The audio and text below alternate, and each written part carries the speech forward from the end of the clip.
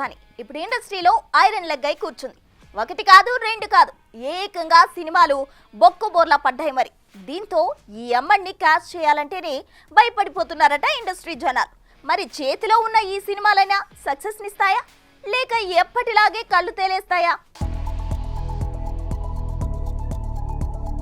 కియారా అద్వానీ, భరత్ అని నేను, కబీర్ సింగ్, ఎంఎస్ ధోని ఇలా చేసినవన్నీ సాలిడ్ హిట్సే. ఇంకేం బాలీవుడ్ టాలీవుడ్ అన్న తేడా లేకుండా అందరికీ ఈ అమ్మడే టార్గెట్ అయింది. పట్టాలెక్కే ప్రతి సినిమాకి ఈ భామే బెస్ట్ ఆప్షన్ అయి కూర్చుంది. కానీ గోల్డెన్ హ్యాండ్ అనుకున్న కియారా ఇప్పుడు ఐరన్ లెగ్ అయిపోయింది. చేసిన సినిమా చేసినట్టే అట్టర్ ఫ్లాప్ అవుతుంది. కియారాని సక్సెస్ పలకరించి దాదాపు 3 ఏళ్లు గడిచాయంటే ఆశ్చర్యమే.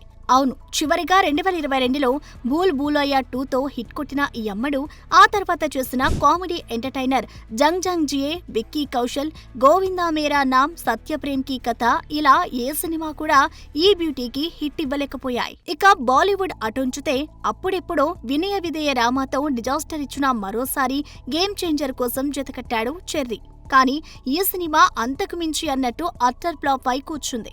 ఇక తాజాగా తారక్, హృతిక్ కాంబోలో వచ్చిన వార్ 2 రిజల్ట్ ఏంటో బాక్సాఫీస్ బాక్స్ లో చెబుతున్నాయి.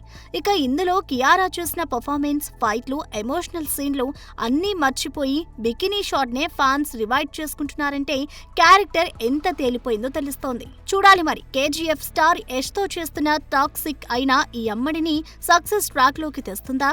ఈ మధ్య వచ్చిన మదర్ ప్రమోషన్ అయిన ఫలితాన్ని తారుమారు చేస్తోందా? For more videos like this, subscribe Big TV channel.